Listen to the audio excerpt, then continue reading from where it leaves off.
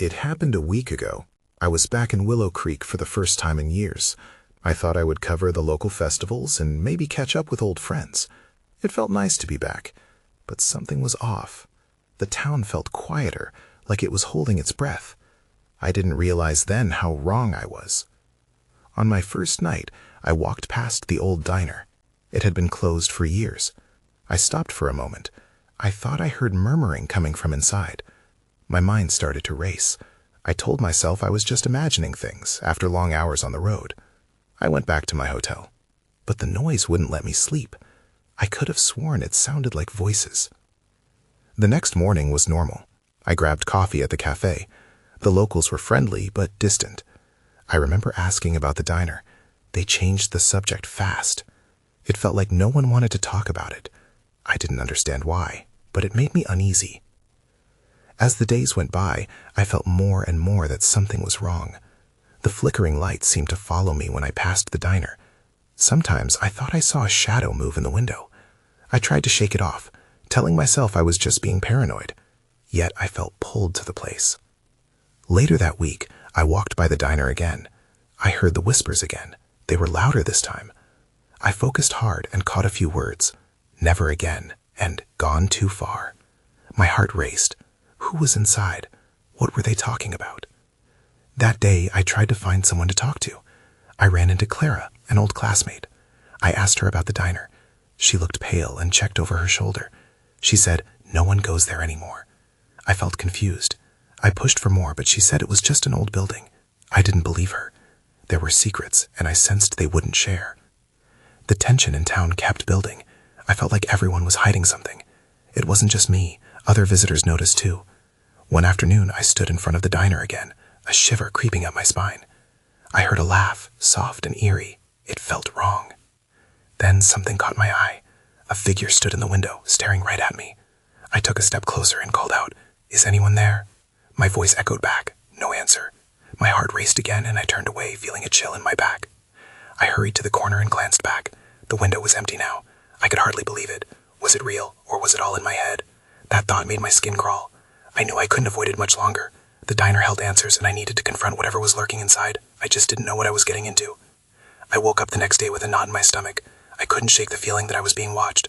I decided to take a different approach. Instead of hiding from the diner, I would confront it head-on. I grabbed my camera and headed out. If I was going to uncover the truth, I needed evidence. The walk felt heavier than before. The quietness of Willow Creek wrapped around me like a heavy blanket. I spotted the diner in the distance. Its broken windows glinted in the sunlight, but the air was still tense. I swore I could hear faint whispers again, more insistent this time. As I reached the entrance, I hesitated. The door was slightly ajar, creaking as if inviting me in. I pushed it open with a shaky hand. Inside, the air was stale, and a thick layer of dust lay over everything. A few old tables stood in disarray.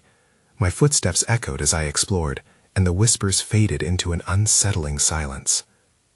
Then I noticed something strange. On one of the tables, there was a half-filled coffee cup. It was cold. Someone had been here recently. My heart sank. Who had been here? Why was it left behind? I picked up the cup carefully, examining its worn surface.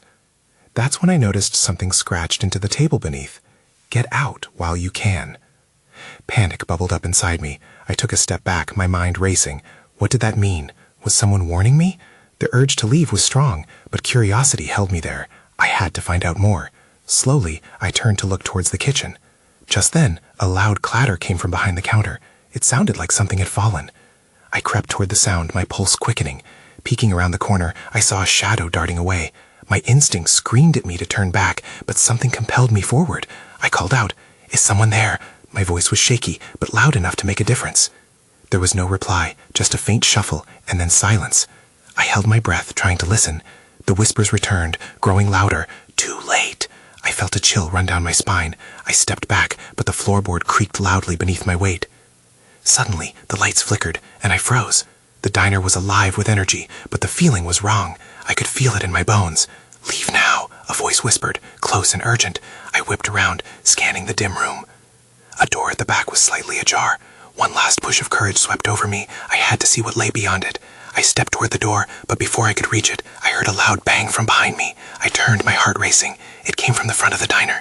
Someone was coming in. I couldn't stay. I bolted toward the exit, throwing the door open. The sunlight hit my face, but I felt frozen in place. The fear of the unknown clawed at me, whispering that I needed to leave, but curiosity was stronger. I turned to look back at the diner one last time, and in the window, I saw a face staring back at me. I didn't recognize them, but their eyes were filled with something. Desperation, maybe. I didn't know what it meant, but I sensed that I couldn't walk away from this. Not yet. As I stumbled away from the diner, my mind raced. I felt exposed, vulnerable, like prey being hunted. The face in the window lingered in my thoughts. Who were they? What did they know? I had to find answers. I turned and made my way down the street, still clutching my camera. The town was eerily quiet. The usual sounds of birds and rustling leaves were replaced by a heavy stillness. I decided to head toward the one place that might give me some answers: the town library. It was rumored to be filled with old records and stories of Willow Creek's history. I reached the library, the building standing tall as if it were a watchtower. Its brick exterior was weathered but sturdy. I pushed open the wooden door, greeted by a dull thud as it closed behind me. Inside, the air was musty, filled with the scent of faded books. I approached the front desk, where an elderly librarian sat with a pair of thick glasses perched on her nose. Her eyes narrowed as I approached. "Can I help you?" she asked, her voice gravelly. "I'm looking for anything about the diner," I said, still feeling jittery. "I heard some strange things about it. Maybe something odd happened there?" Her expression shifted, uncertainty flickering across her face. "Some places are best left alone," she said, and immediately turned back to her stack of papers. But I wasn't going to give up that easily. "Please, just a little information," I pressed. "Did something happen there? Is there a reason why people avoid it?" She sighed sharply, tapping her fingers on the desk. "There are stories, rumors. The diner has a history. People have gone missing. It hasn't been the same since." "Missing?" My heart sank. "How many?" "More than a few, and those who survived often speak of strange occurrences. Shadows, whispers. They never quite come back whole." My stomach knotted. The image of the face I'd seen flared in my mind. "What do you mean?" I asked, barely able to contain my fear. She looked at me, her eyes filled with pity. "Just be careful," she said, her voice low. "Some things here should stay buried." The warning hung in the air as I tried to process what she was saying. Then everything shifted. A loud crash sounded from the back room.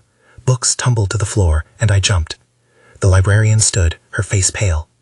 "Stay here," she commanded, moving toward the source of the noise. I wanted to follow, but fear rooted me to the spot. My heart thudded in my chest as I gathered my courage, deciding if I could risk seeing what lay beyond the room. Then the whispers returned, but this time they were clearer. "You shouldn't have come here." Before I could think further, I took a breath and bolted after the librarian, my instincts screaming at me to uncover whatever was happening in this haunted town. When I reached the doorway, the room revealed itself, but instead of books, I found the librarian standing frozen. What held her captive was not a fallen shelf. It was a figure cloaked in shadow, its features obscured. I felt my throat tighten. "Who are you?" I managed to call out, as an overwhelming dread washed over me. Then everything went dark. I gasped as the darkness enveloped me. I felt disoriented, my heart pounding in my ears like a drumbeat. I reached out, hoping to find something solid, but I stumbled forward instead, landing hard on the floor. The air was thick, smothering my attempts to breathe. My instincts kicked in, and I scrambled to my feet, my eyes desperately searching for any form of light. I realized I had no idea where the cloaked figure had gone, or what was happening around me. A soft, almost imperceptible sound came from behind me. I turned, expecting to see the librarian, but instead, I was met with a chilling silence. I couldn't shake the feeling that I wasn't alone, that the shadows were watching me. I had to get out. I felt my way along the walls, my fingers grazing against the rough bricks. I turned a corner and saw a faint light flickering ahead. Hope surged through me. I pushed forward, drawn toward it. As I rounded another corner, I froze. There it was, the cloaked figure. It stood still, its form blending into the darkness. Only its eyes glimmered with an otherworldly glow. I felt the breath catch in my throat. "What do you want?" I choked out, my voice trembling. The figure didn't speak at first. Instead, it lifted a hand, pointing in the opposite direction. I glanced over my shoulder, uncertainty flooding my mind. "You need to leave," it finally whispered, in a voice that echoed strangely, as if it was coming from everywhere and nowhere at once. "They are coming." Confusion merged with terror. Who's coming?" I stammered. The figure slipped further into the shadows, its elongated shape dissipating like smoke. I took a step, my feet moving on their own accord. Then a sudden commotion emerged behind me, heavy footsteps and frantic shouts. My fear ignited, urging me to run. I darted back the way I had come, the flickering light now blaring behind me with urgency. I burst into the main area of the library, the lights now lighting up my escape route. The librarian was no longer there. I scanned the room, noting the overturned chairs and scattered books. A creeping dread settled in my stomach. I sprinted for the exit, but not before glancing back. A figure emerged from the shadows, but this one was all too familiar. It wasn't the cloaked entity. It was a man, wearing the same clothes as my diner companion. His expression was cold, eyes piercing through the dim light like daggers. "Still looking for answers," he sneered. My pulse raced as I finally reached the door. I flung it open and burst into the cool night air, my lungs filling with a rush of freedom and fear. I paused for a moment, scanning the darkness behind me, half expecting to see him follow. But he stayed in the shadows, watching. I stole a glance back toward the library, where the story seemed to loom larger than life now, entwined with the faces of all who vanished. That warning echoed again. Some things here should stay buried. But I couldn't stop. I needed to understand why. As I hurried away, I turned the corner, heading for the outskirts of town, determined to uncover whatever truth lay hidden beneath the surface. That's when I felt it, a presence lurking just beyond the edge of my vision. I wasn't alone, and whatever it was getting closer. I quickened my pace, the feeling of being watched intensifying with each step. The chill of the night air did little to calm my racing heart. I could hear the soft crunch of gravel beneath my feet, but it was the silence around me that felt more oppressive. It was as if the world held its breath. I turned a corner, heading toward the flicker of streetlights. That presence was still there, lurking, just a few feet behind me. I glanced over my shoulder but saw nothing. I started to convince myself I was imagining it. Still, I couldn't shake the strangeness of what I had witnessed in the library. Then I heard it. Footsteps, slightly out of sync with mine. I moved faster, and so did it. Panic clawed at my throat. I could barely see anything in the shadows as I burst through the small park at the edge of town. The street was empty. Normally, I would have felt safe here. My mind raced with questions. Who was that man? What did the cloaked figure warn me about? I had to know, but it was clear I was running out of time. I approached the old diner, the neon sign buzzing weakly. Maybe someone would have answers. I pushed the door open and stepped inside. The diner was not busy at this hour, but there were a couple of customers scattered around, heads down, absorbed in their food. I looked around, hoping for a familiar face. Instead, I found the waitress, a woman in her 50s with tired eyes. She glanced up, surprise momentarily flickering across her features. "Hey, aren't you the girl from earlier?" she asked, her voice tinged with curiosity. "Yeah, I hesitated. I didn't want to scare her. "I just need to know if you've seen anyone strange around here tonight." Her expression shifted slightly. "What do you mean by strange?" I swallowed hard, the weight of the night pressing down on me. A cloaked figure and a man from the diner. I think something is happening, something dangerous. The waitress straightened, her expression hardening. "You best be careful. There's things we don't talk about here." "Like what?" I pressed, desperation creeping in. Before she could reply, the door swung open and a rush of cold air swept through, drawing all eyes. A dark silhouette stood in the doorway, blocking the light behind it. My heart skipped a beat. The diner fell silent, and I felt that familiar prickle at the back of my neck. The figure stepped inside, and the air shifted. It was him, the man from the library. "Looking for answers again?" he said coolly, his eyes scanning the room, landing on me. The waitress tensed beside me, and I felt the weight of everyone's gaze shift uncomfortably. I was trapped. "Leave her alone," the waitress said, but her voice lacked conviction. As he took a step closer, I knew I had to act. I grabbed the nearest thing, a coffee mug, and held it toward him. "What do you want?" He smiled, but it wasn't kind. "Oh, I think you know exactly what I want, and it's not just answers." That's when I heard it, a low growl emanating from somewhere behind him. The hairs on my arms stood on end. Whatever was lurking in the shadows wasn't the only thing I needed to fear. What had I stumbled into? In that moment, everything felt poised on the edge of chaos. I had to find a way out before it all collapsed around me. I felt the blood drain from my face as the man's gaze locked onto mine. Panic surged through me. The growl grew louder, echoing off the diner walls. It sounded close, like something was prowling just outside the dim light of the neon sign. My eyes darted around the room, searching for an escape. "Everyone, just stay calm," the waitress said, though her voice trembled. Her presence next to me felt like a flimsy barrier. I had a second to decide. I couldn't stay in the diner, not with him here. I needed to slip away, find safety. I gripped the mug tighter and took a shaky step back. "What do you want from me?" "Simple," he said, his voice smooth. "Just a little chat. I think you found something you weren't meant to." "From the library?" I breathed, feeling my throat tighten. His smile deepened, and for a moment I wondered if I might be sick. "You have no idea what you're involved in, do you?" Before I could respond, the growl erupted into a snarl, and I caught a glimpse of movement. Something dark and massive loomed just behind him, flickering in and out of view like it was made of shadows. A wolf, but bigger, its eyes glimmering with a predatory hunger. In that instant, fear propelled me. I turned and bolted for the back exit.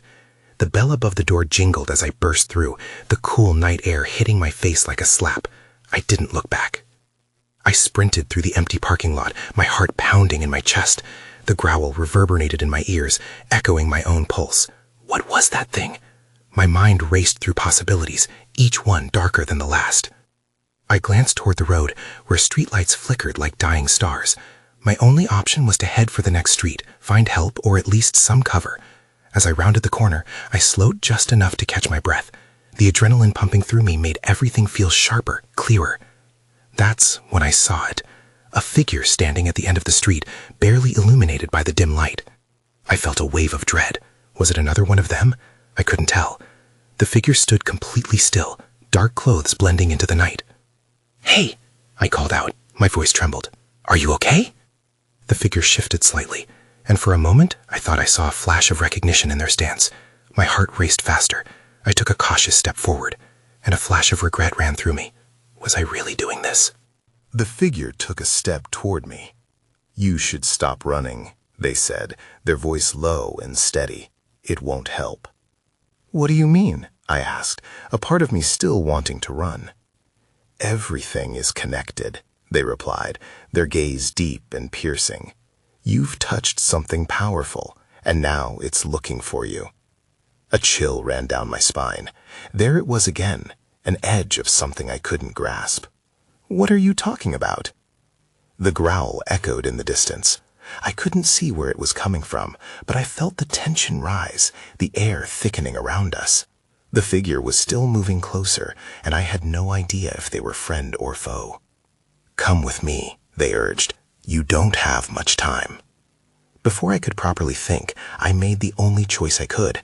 I swung around, ready to run, because whatever was chasing me wasn't far behind. I dashed down the unlit street, my breath coming in sharp gasps. The figure's warning echoed in my mind. You don't have much time. I wasn't sure if they were trying to help or pushing me into something worse. Doubts nagged at me, but the growl in the distance spurred my legs forward. I glanced back. The figure hadn't followed me, but a shape loomed in the darkness, merging with the shadows. It could have been my imagination, but instinct told me to keep moving. I turned the corner again, sprinting toward the nearest alley, hoping to find some cover. The alley was tight and littered with old crates and overflowing garbage cans. I ducked behind a stack of boxes, my heart racing wildly. Silence fell suddenly, massive and suffocating. I strained to hear over the pounding of my pulse. Had I lost it? Then the growl came again, low and dangerous, reverberating through the alleyway. My skin prickled, and I pressed myself deeper into the cramped space, barely able to breathe. I thought of the wolf in the diner, its eyes filled with hunger. What if it had followed me? Footsteps echoed at the mouth of the alley. I held my breath, praying that whoever it was wouldn't come looking for me. A figure stepped into the light, his silhouette framed by the harsh glow of a nearby street lamp. It was the same man from the diner, his smile predatory. "Did you really think you could escape?" he called out, his voice taunting. "You can't run from your past." I barely suppressed a gasp. He was right. There was no escaping what I had found. But how did he know? Suddenly, I heard a feral snarl behind me. I whipped around, eyes wide with fright. Emerging from the shadows was the massive wolf, its presence filling the alley. My breath caught in my throat as it advanced slowly, muscles coiling, ready to pounce. "Stay back," I shouted, though I knew it wouldn't help. I backed away from both the wolf and the man. Fear gripped me like a vice. "Your time is up," the man said, and his eyes sparkled with something sinister. Just as I felt the corner of the wall behind me, an idea flashed through my mind. I turned and bolted into the alley's shadows. I had to find a way out. A door, a window, anything. I ran blindly, scraping against the rough brick as I avoided the beast's gaze. I barely noticed the old crumbling door at the end of the alley until I crashed into it. My hands fumbled for the handle, but it was locked. I banged on it with all my strength. "Let me in!" My heart raced as I heard the footsteps of the man closing in. The wolf growled behind me, eager for the hunt. I was running out of time. Then the door gave way unexpectedly. I stumbled inside, the darkness swallowing me whole. I turned and quickly shut it behind me, leaning against it to catch my breath. I glanced around the dimly lit room, panic mixing with curiosity. The place was filled with strange objects, books piled high, flickering candles, and something that looked suspiciously like an altar. But before I could process any of it, I heard a voice from the shadows. "You're not safe yet." I froze, dread flooding back. There was more to this than I realized.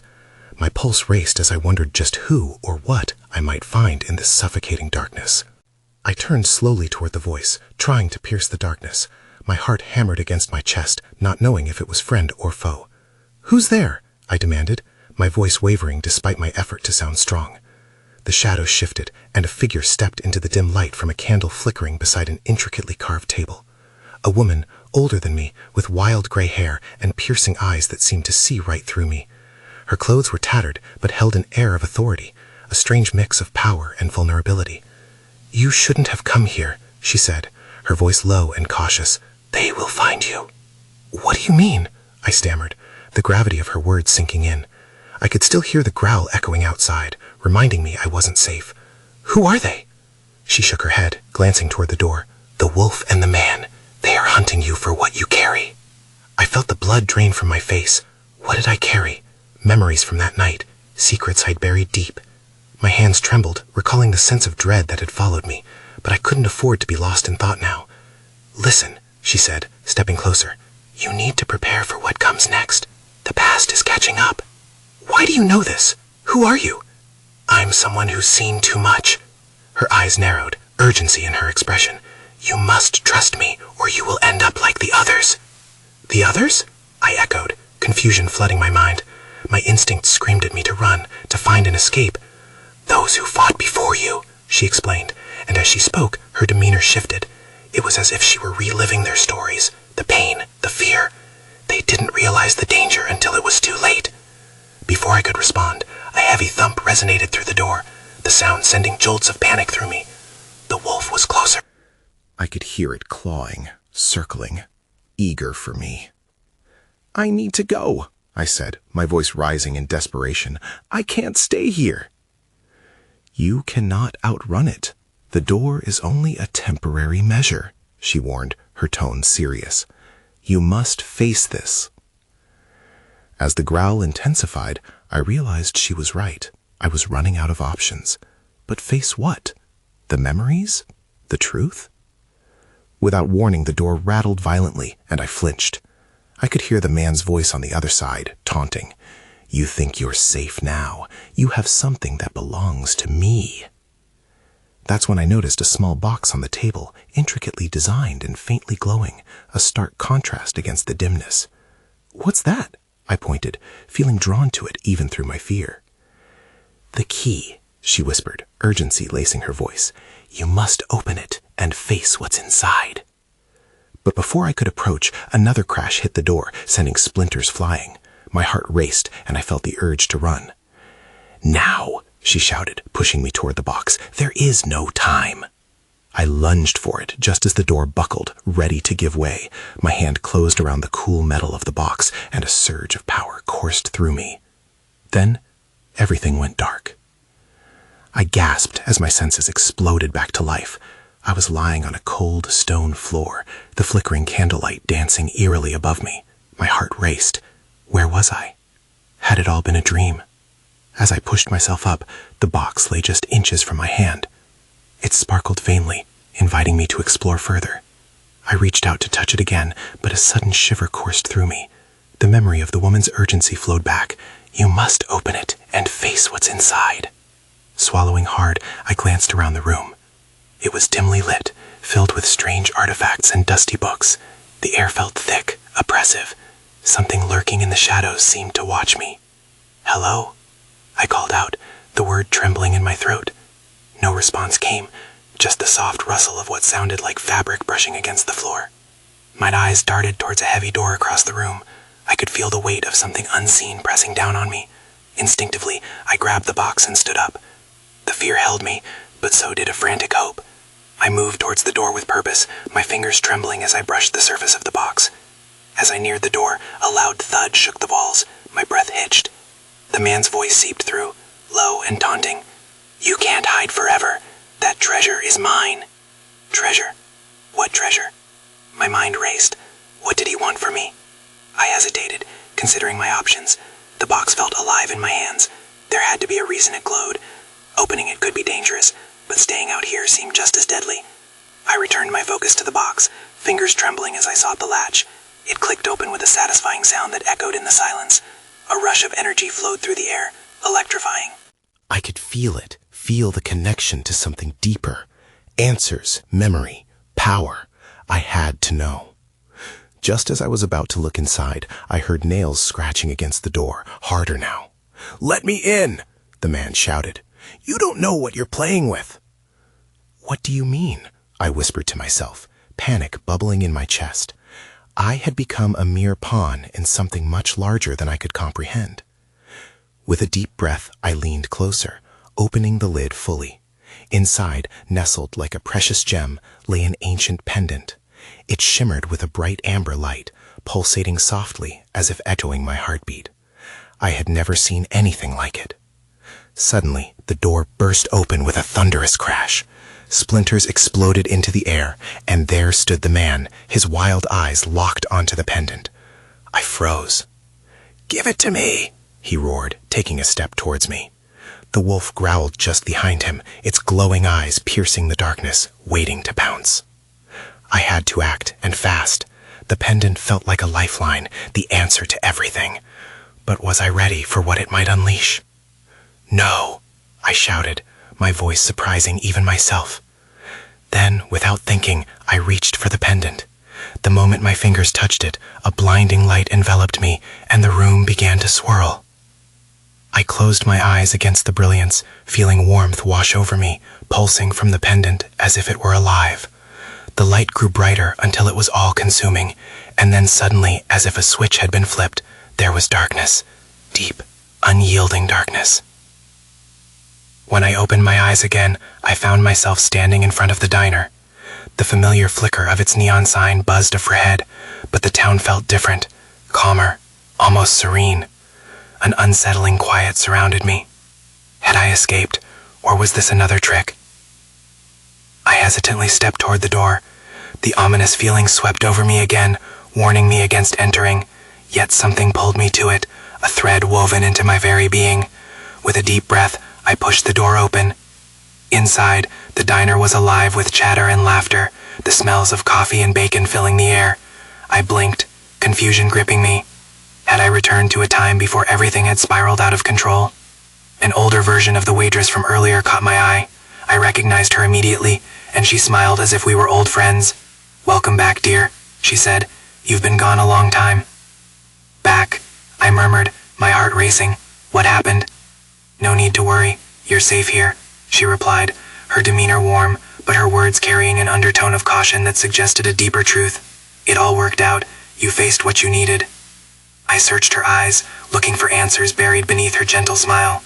But I saw darkness, a man, I stammered. "And the wolf, where are they?" Her smile faded slightly. "They exist in a different way now. You changed something when you took hold of the pendant." The past was rewritten, but it comes at a price. What did that even mean? I glanced around the diner, the laughter echoing oddly in my ears. "You mean I altered reality?" "You altered what they could take from you," she clarified, lowering her voice. "But the past doesn't vanish. It lingers, waiting for opportunities. Things have shifted, but remain uncertain." The unease settled back in. Just then, the door swung open again. A cold gust swept in, chilling the warmth of the diner. I turned, my heart racing. A familiar figure stepped into the light. The man from before, eyes mischievous, mouth twisted into a knowing smile. "I knew you'd come back," he said, smooth as honey. "You can't escape your choices. You're bound to the memories that shape you." My stomach twisted. "What have you done?" I gasped, fearing the implications of his words. "Brought light into shadow, and shadows into the light." He stepped closer, allowing the din of laughter to fade behind us. "You might have altered your fate, but what about the others?" With that, a growl echoed from outside, low and warning. The wolf's gaze pierced through the open door, sitting just within the sheets of shadows cast by the streetlights. I felt a shiver race down my spine. "Now that you're back, there's more to uncover," the man said, almost gleefully. "Your journey isn't over yet. The truth is always entangled with your past, and I can help you find it." A whirlwind of emotions surged through me: fear, defiance, confusion. "Why would I trust you?" The man stepped closer, lowering his voice.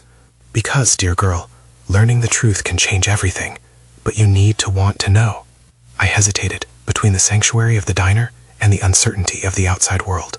The laughter felt distant now, like echoes of a time I couldn't hold on to. "Sometimes you have to dive back into the darkness to truly understand the light." As he spoke, the weight of his words settled on my shoulders. The decision loomed ahead, the shadows swirling. The diner felt like an oasis, but outside the ghost of my past awaited. I filled my lungs with the air of possibility, mingled with dread. I still didn't know what lay ahead, or if everything was as it appeared. But then again, neither did anyone else. With a single step, I turned back to face him, the remnants of my courage awakening. Let's find out what the truth really is. And for the first time, I felt the spark of something unfamiliar, a sense that the journey was just beginning.